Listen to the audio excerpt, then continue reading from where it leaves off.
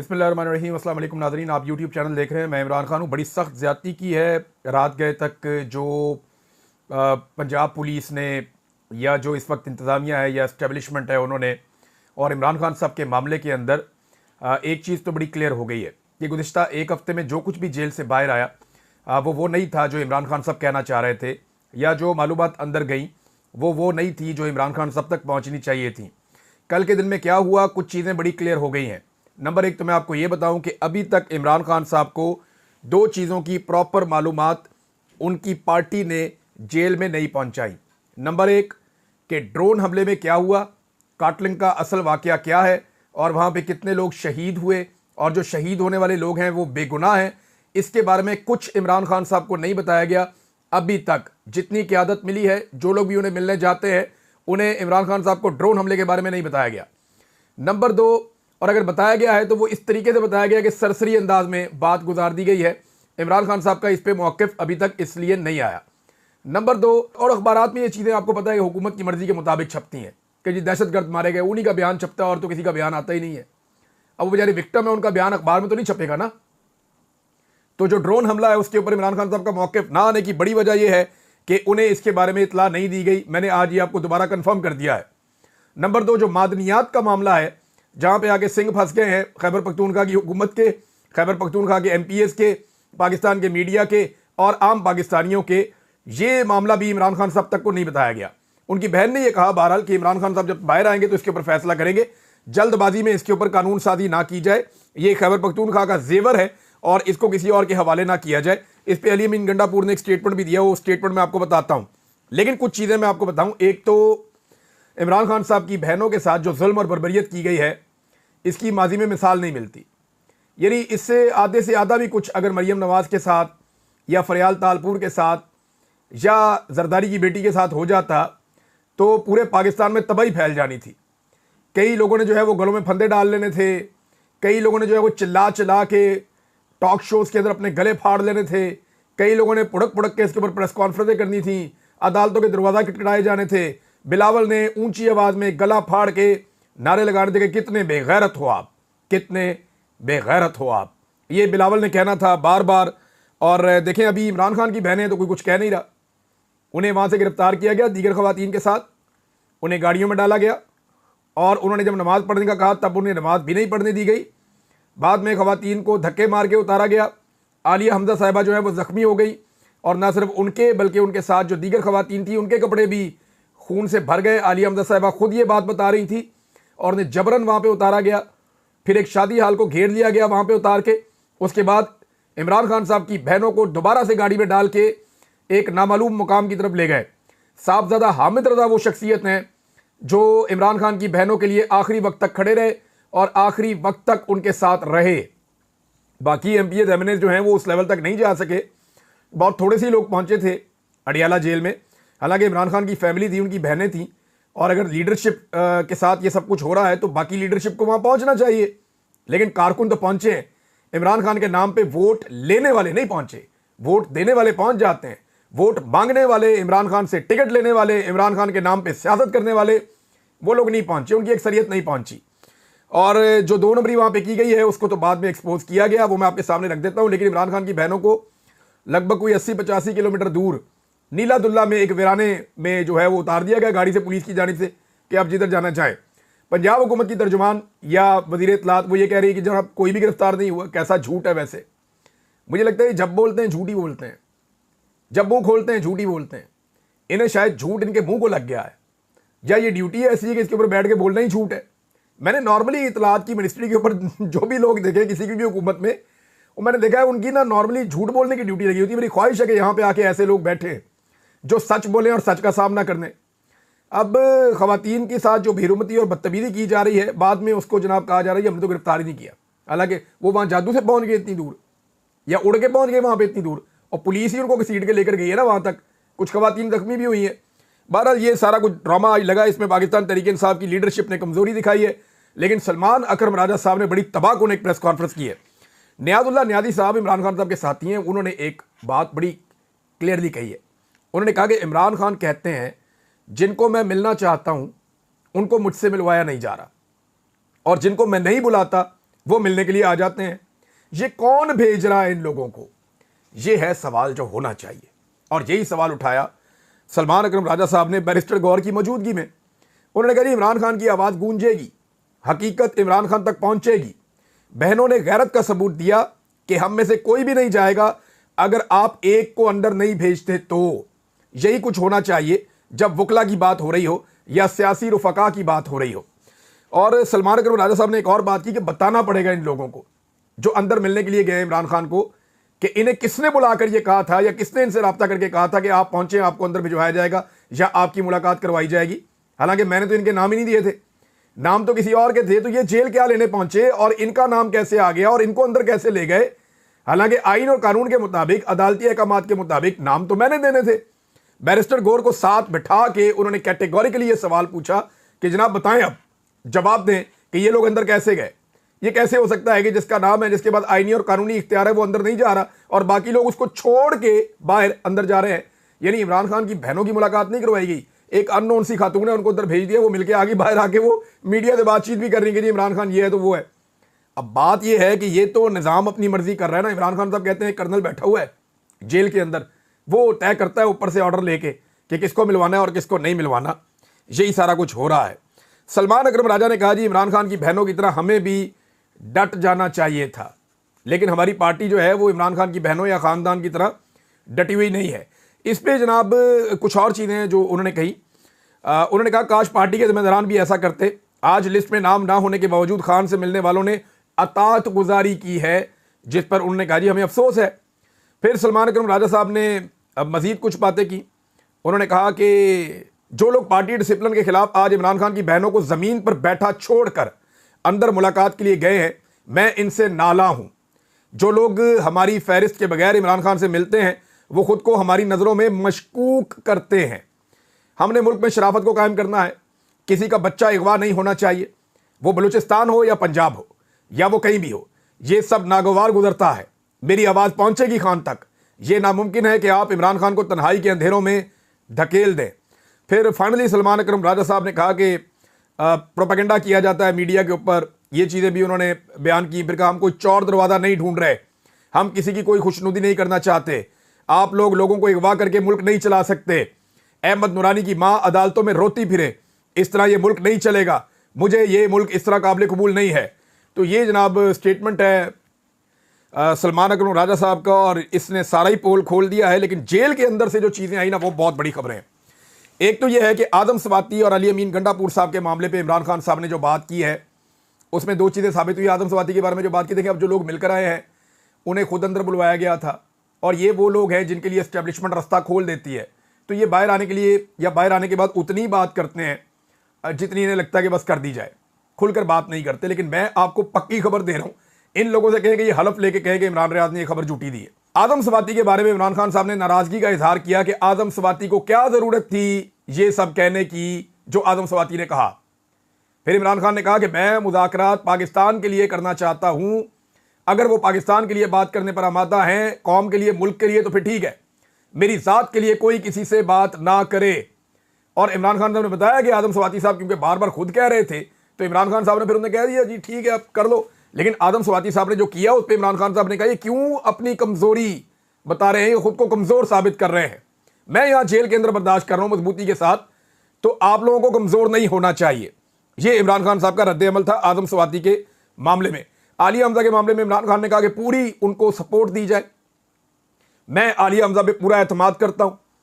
आलिया हमजा के बाद ये इख्तियार है मुकम्मल कि वो पंजाब में तंजीम साजी करें और जैसे दिल करता है उनको वो पार्टी को चलाएं, क्योंकि वो मेरिट के ऊपर चलाएंगी, वो पुरानी पार्टी के अंदर शामिल है। फिर उन्होंने कहा खालिद खुर्शीद के बारे में, आपको पता है जीबी के वो वज़ीर आला थे। इमरान खान ने कहा जी मेरा सबसे बेहतर वज़ीर आला खालिद खुर्शीद था, वो सबसे दलेर आदमी है, मेरा पुराना साथी है और वो मेरे नज़रिए के ऊपर खड़ा है। उसने जो फैसला किया ठीक ही किया होगा। एहसान टूर को उन्होंने बनाया यूथ विंग का सदर, तो इसके ऊपर लोग एतराज़ कर रहे थे जी किसी और को बनाओ, इसको बनाओ, सारे सियासत करते हैं अपनी अपनी। तो इमरान खान ने कहा जो खालिद खुर्शीद ने किया ठीक किया, उसी को बनाओ जिसको खालिद खुर्शीद कह रहा है। उसने ये फैसला किया तो सोच के किया होगा, मेरा वफादार साथी है। ये इमरान खान साहब का खालिद खुर्शीद के ऊपर एतमाद है। अली अमीन गंडापुर के बयानात से इमरान खान साहब ने लाताल्लुकी का इजहार कर दिया और किन अल्फाज में किया मैं आपको बता देता हूँ। इमरान, अच्छा, अली अमीन गंडापुर साहब ने, वो कौन सी चीज़ है अली अमीन गंडापुर की जिससे इमरान खान साहब ने लाताल्लुकी का इजहार किया? अली अमीन गंडापुर ने कहा था कि इमरान खान ने यह कहा है कि ये साजिशी हैं। कौन कौन? इसमें असद कैसर, आतिफ खान, शहराम तरकई और कुछ और लोग, इनके बारे में कहा था ये साजिशी हैं। तो क्योंकि ये साजिशी हैं इसलिए इमरान खान साहब ने इनको कौमी असम्बली में भेज दिया और सूबाई असम्बली में नहीं भेजा, क्योंकि यहां पे ये साजिशें करते। अब इस पे इमरान खान साहब ने जो कहा वो ये है कि मैंने किसी को ना साजिशी कहा ना टिकट से मना किया। ये जनाब इमरान खान साहब का स्टेटमेंट है, अली अमीन गंडापुर साहब का बयान फारग। अब ये जो 3 लोग हैं ये सुरखरू हो गए हैं, क्योंकि इमरान खान साहब ने खुद कह दिया है कि आतिफ खान और असद कैसर और तीसरे नंबर पे उन्होंने जो नाम लिया शहराम तरकई का लिया था, इनके बारे में इमरान खान साहब ने क्लियर कर दिया जी मैंने नहीं किसी का टिकट रोका, ना मैंने मना किया और ना मैंने किसी को साजिशी कहा है। ये उन्होंने, और ये ज़रूरी था इमरान खान साहब की तरफ से इसके ऊपर क्लैरिटी आ जाती, क्योंकि बहुत ज़्यादा ताकीद करके ये लोग कह रहे थे बार बार और इख्तलाफात इसकी वजह से बढ़ जाने थे। तो ये इमरान खान साहब ने इस मामले को क्लियर कर दिया और ये कह दिया कि आइंदा जो भी आपस के अंदर झगड़ा करेगा या एक दूसरे पे तनकीद करेगा या पार्टी को नुकसान पहुंचाने की कोशिश करेगा, उसको शो काज नोटिस भेजा जाएगा। मुज़ाकरात मुल्क को के मफाद पे करने हैं तो ठीक है, ज़ाती मफाद के लिए या मेरे ज़ाती मफाद के लिए किसी किस्म का कोई मुज़ाकरात जो है वो ना किए जाए। अब जनाब ये है मामला, यहाँ पे हो जाता है क्लियर। लेकिन अच्छी बात यह है कि पाकिस्तान तहरीक इंसाफ ने क्लेम किया है कि इमरान खान साहब की मुदाखलत के बाद अब जो पाकिस्तान तहरीक इंसाफ में धड़ेबंदी हो रही थी उसको रोक दिया गया है और दोनों तरफ के लोगों ने यकीन दिलाया है कि किसी किस्म का बयान नहीं दिया जाएगा और अब फायर फाइटिंग हो गई है और पाकिस्तान तहरीक इंसाफ को इस वक्त इत्तफाक और इत्तेहाद की ज़रूरत है। अलीमा खान को ना मिलने देना पाकिस्तान तहरीक इंसाफ के अंदर से एक साजिश करार दी है। सीनियर जर्नलिस्ट हैं शाहिद असलम साहब, उनका यह कहना है कि अलीमा खान साहिबा की जो मुलाकात नहीं हुई ना, इसमें कोई रहनुमा है पाकिस्तान तहरीक इंसाफ के। स्टेटमेंट में आपको बताया तो मेरी मालूमात के मुताबिक, जो कि पाकिस्तान तहरीक इंसाफ ही ज़राए ने शेयर की है, अलीमा खान साहिबा की मुलाकात पे पाबंदी भी पार्टी के एक अहम रहनुमा ने लगवाई है ताकि सोशल मीडिया कंट्रोल हो सके और बज़ाहिर एस्टेब्लिशमेंट से मामला बेहतर हो सके, क्योंकि सोशल मीडिया पे कंट्रोल बड़े घर वालों का अहम तरीन मुतालबा है। अब मामला यह है ना कि अलीमा खान साहिबा इमरान खान को सच बताएंगी, वो उसके ऊपर रद्द-ए-अमल देंगे, वो बाहर आके सारी बात बता देंगी, इसलिए अलीमा खान साहिबा को रोका गया है, मिलने नहीं दिया जा रहा। और जो एक झूठा बयानिया बाहर फैलाया गया इमरान खान साहब का नाम लेकर, जब अलीमा खान साहिबा इमरान खान से मिलेंगी तो वो आगे सच्ची बात करेंगी बाहर, तो इसलिए वो झूठा बयानिया भी फारिग हो जाएगा और उन लीडरान की जिन्होंने वो झूठा बयानिया बनाया है उनकी अवाम के हाथों चित्रौल भी हो जाएगी सोशल मीडिया पे। लिहाजा इसलिए अलीमा खान साहिबा को नहीं मिलने दिया जा रहा, जो मुझे समझ आई है इस खबर को पढ़ने के बाद। राणा सनाउल्लाह साहब ने एक बड़ा इंटरेस्टिंग स्टेटमेंट दिया। राणा सनाउल्लाह साहब कहते हैं जी सारा दिन हमें गालियां पड़ती हैं, तो हमें गालियां ना दें ना, सारा दिन हमें गालियां देते हैं और फिर कहते हैं कि हमारे पास कोई इख्तियार नहीं है। अगर हमारे पास कोई इख्तियार ही नहीं है तो सारी बुराई और गाली आप हमें क्यों देते हैं? फिर तो आप हमें मासूम ही समझे ना। राणा सनाउल्लाह ने पीटीआई से शिकवा किया। तो राणा साहब आप सहूलतकारी तो कर रहे हैं ना, यानी आपको लोग इसलिए बुरा भला नहीं कहते कि आप कोई जिम्मेदार हैं। मैंने सर्वे करवा के देखा कि एस्टेब्लिशमेंट रिस्पॉन्सिबल है या सियासी जमातें, तो 90% लोग कहते हैं जी एस्टेब्लिशमेंट की जिम्मेदारी है जो पाकिस्तान का हाल हो गया। ये बात ठीक है, लेकिन आप सहूलतकारी कर रहे हैं ना, उसमें आप उसमें बेनिफिशरी बन के बैठे हुए हैं और आप जाली जमहूरी बन के वहां पे जाली इक्तदार के ऊपर आके विराजमान हो गए हैं। आपको चाहिए था इस इक्तदार को लात मारते, एस्टेब्लिशमेंट को कहते फारग हैं आप और आप दोबारा इलेक्शन में चले जाएं, या जो इलेक्शन जीते थे उनको आप हुकूमत बनाने देते। वैसे आपने तो ये मशवरा दिया था, लेकिन आपकी क़यादत ने आपका ये मशवरा माना नहीं। नाज़रीन, अब शहबाज शरीफ का एक स्टेटमेंट है और ये स्टेटमेंट मादनियात के साथ जोड़ के है। आज मैं पोस्टमार्टम करने लगा हूं इस खानदान का। ये कबाड़ियाँ लोहार, मैं बताऊंगा इन्होंने क्या किया पहले। और मैं ये जो बोल रहा हूं ना, 2 लफ्ज़ मैंने बोले हैं लोहार और कबाड़िया, ये मैंने क्यों बोला है ये आपको अभी मैं साबित करूंगा। मैं बिला वजह नहीं कह रहा, ना मैं कोई गुस्से में हूं, मैं तो बहुत इंजॉय करने वाला हूं और आपको भी करवाने लगा हूं। ये नाजरीन एक खबर पहले आपको मैं पढ़ के बताता हूं कि शहबाज शरीफ ने आर्मी चीफ के बारे में क्या कहा। Army chief general Syed Asim Munir के साथ मिलकर पाकिस्तान को दुनिया का सबसे ज्यादा तरक्की करने वाला मुल्क बनाएंगे शहबाज शरीफ। आसिम मुनीर साहब ने तो रिटायर हो जाना है, उनकी रिटायरमेंट के बाद फिर आप क्या करेंगे? फिर मुल्क कैसे तरक्की करेगा? फिर तो नए आर्मी चीफ आ जाएंगे, फिर आपको नए जूते पॉलिश करने पड़ा करेंगे। देखें आसिम मुनीर साहब, आपके दौर में मेरे साथ बड़ी ज्यादती हुई है, लेकिन मैं फिर भी आपको एक बिल्कुल सही मशवरा देने वाला हूं और सबूत के साथ देने वाला हूं। ये फ्राडिये नौसरबाज हैं, इन्होंने आपको भी चूना लगा देना है, बल्कि ये चूना लगाने का इन्होंने आगाज कर दिया है। मैं आपको पहले आज की खबर बताता हूं और उसके बाद फिर मैं आपको खबर बताता हूं कि ये इससे पहले कैसे चूना लगाते थे और किस तरह इन्होंने कौम को बार बार बेवकूफ़ बनाया है। ये जनाब अब ये कह रहे हैं कि हमें बहुत बड़े बड़े ज़खायर मिल गए हैं, हम अपनी मादनियात को बेचेंगे बलूचिस्तान में और खैबर पख्तूनख्वा में और हम IMF से जान छुड़वा लेंगे। ये स्टेटमेंट शहबाज शरीफ का सुने जो आर्मी चीफ की मौजूदगी में दिया है। पाकिस्तान कुदरती वसाइल से मालामाल मुल्क है जिनकी बदौलत वो इंशाल्लाह जल्द खुद कफील होकर IMF जैसे इदारों की मोहताजी से निजात हासिल करेगा। ये जनाब शहबाज शरीफ साहब का अज़्म है। इस पर आर्मी चीफ साहब की भी तकरीर करवा दी। अब जरा मैं एक चीज़ आर्मी चीफ के सामने रखता हूँ, या बल्कि पूरी कौम के सामने रखता हूँ। ये आज से 10 साल पहले का एक अखबार है, 10 साल पहले, ठीक 10 साल हो गए हैं, बल्कि 10 साल और 2 महीने हो गए इस अखबार को। इस अखबार के नीचे जो तारीख लिखी हुई है, ये जुमेरात के दिन का अखबार है और 12 फरवरी 2015 का अखबार है। और जंग अखबार मैंने इसलिए लगाया कि ज़रा आजकल सबको पसंद है जंग अखबार, ज़रा उसके अंदर देखें आप जंग ग्रुप की खबर। जो मेन हेडिंग है ना इस अखबार की, उसमें क्या लिखा है? हिम्मत हारने वाले नहीं, कशकोल ज़रूर तोड़ देंगे, लोहे की तलाश में सोने और तांबे के ज़खायर मिल गए। नवाज शरीफ और शहबाज शरीफ, इन दोनों भाइयों ने यह तकरीर की थी कि हम लोहा ढूंढने निकले थे और हमें सोना मिल गया। ये बात शहबाज शरीफ ने कही थी, बहुत सारे अखबारात में ऐसे रिपोर्ट हुई थी। सोना, चांदी, लोहा और तांबा निकलने से बेरोजगारी खत्म हो जाएगी। अगर बेईमान होते तो आज ये ज़खायर दरियाफ्त ना होते। ईरान से गैस लेंगे, वज़ीर आज़म का रजुआ में खिताब। तापी गैस मनसूबे में शामिल ममालिक के वज़रा पेट्रोलियम से गुफ्तगू। चनियोट की सरजमीन में मादनी खजानों का समंदर बह रहा है, इन्हें बरूए कार लाकर मुल्क व कौम की तकदीर बदल देंगे। ये खजाने सिर्फ पंजाब के नहीं बल्कि पाकिस्तान के 18 करोड़ लोगों की मलकियत है। वज़ीर आला शहबाज शरीफ, उन्होंने कहा जी कि बेरोजगारी खत्म हो जाएगी, सनतें लग जाएंगी, पूरे पाकिस्तान में खुशहाली आ जाएगी, लोहे की तलाश में सोने और तांबे के ज़खायर मिल गए हैं, कौम को मुबारक हो, कौम को मुबारक हो। अब ये वो चीज़ें हैं जो नौसरबाजियाँ और रंगबाजियाँ इन्होंने पहले भी की हुई हैं। आर्मी चीफ साहब ये पहली दफ़ा नहीं है, और ये 80 में भी यही कहानियाँ सुनाते थे, ये 90 की दवाई में भी यही कहानियाँ सुनाते थे। उसके बाद ये पाकिस्तान से बाहर चले गए, वहाँ पर भी इनकी यही कहानियाँ थी।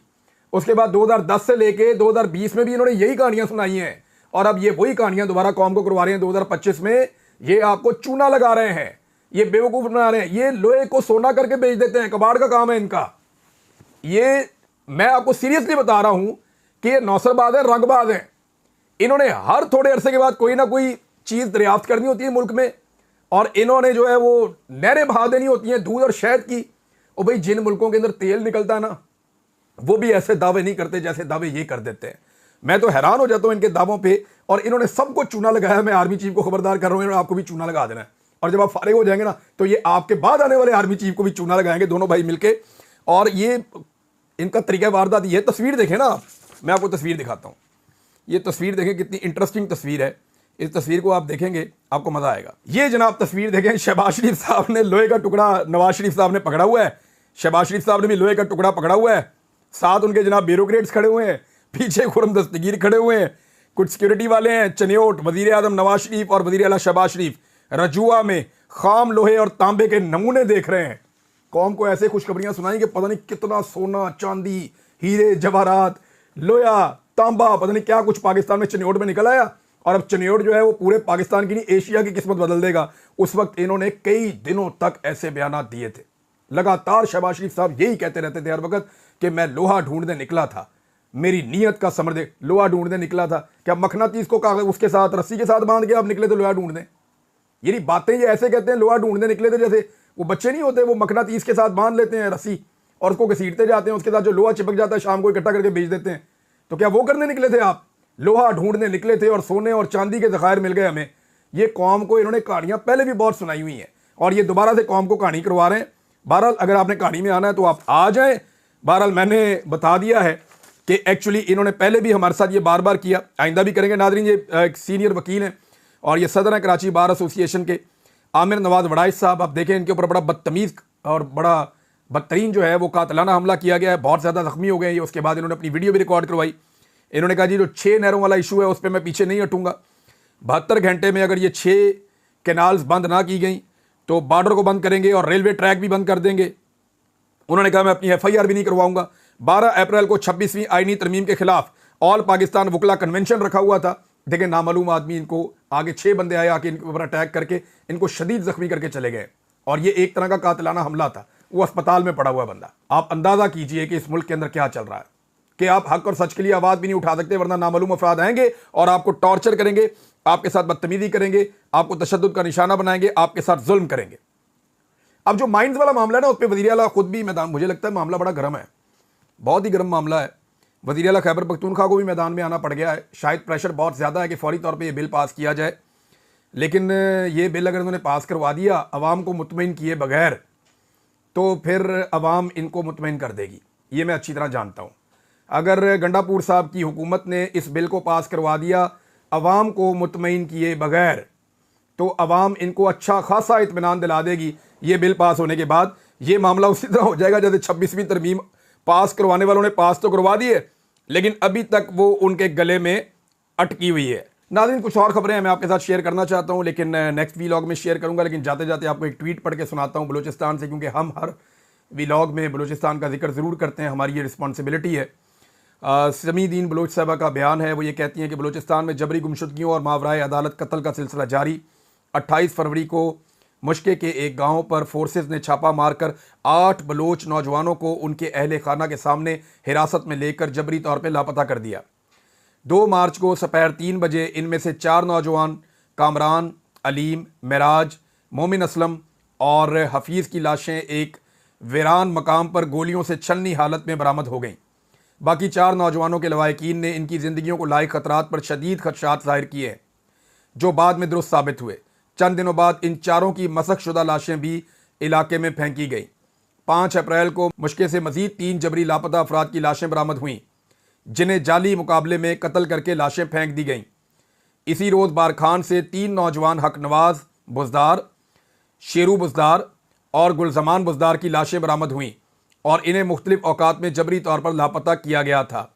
6 अप्रैल को बलीदा के इलाके गर्दांग में फोर्सेस ने सुबह सवेरे 2 नौजवान महराब वल्द रहमदिल और ख़ान मोहम्मद वल्द भैवतान को उनके घरों से हिरासत में लिया और चंद घंटों के अंदर ही तशद्दुद का निशाना बनाकर कत्ल कर दिया।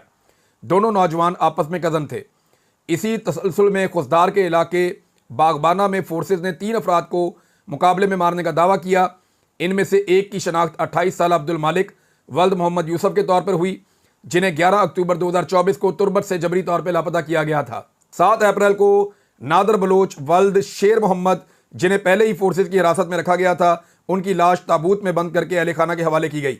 8 अप्रैल को पंजगूर में पेश आने वाले एक वाक़े में फोर्सेज की फायरिंग से बहादुर शफी नामी शख्स जाँ बहक, जबकि सुहेल शाहिद और फरहान नामी 3 नौजवान जख्मी हो गए। एक तरफ बलूचिस्तान को एक इज्तमाही कत्लगाह में तब्दील कर दिया गया है, जहाँ रोज़ाना की बुनियादों पर लाशें बरामद हो रही हैं, वहीं दूसरी तरफ उन सियासी नुमाइंदों, कारकुनों और आवाज़ बुलंद करने वालों को निशाना बनाया जा रहा है जो रियासती जबर और इंसानी हकूक़ की पामालियों के खिलाफ आवाज़ उठाते हैं। मारंग बलोच, बेबो बलोच, गुलजादी समेत मुतअद्दिद सियासी कारकुनों की गिरफ्तारियां इसी रियासती खामोशी को कायम रखने की कोशिश है। बलूचिस्तान में बढ़ती हुई जबरी गुमशुदगियां और मावराए अदालत कत्ल महज इंसानी हकूक़ की खिलाफ वर्जी नहीं, बल्कि ये पूरे मुआशरे पर गहरे ज़ख्म छोड़ रहे हैं, ज़ख्म जो सिर्फ इंसाफ से भर सकते हैं, जुल्म से नहीं। अब तक के लिए इतना ही नाज़रीन, अपना ख्याल रखिएगा, अपने इस चैनल का भी। अल्लाह हाफ़िज़।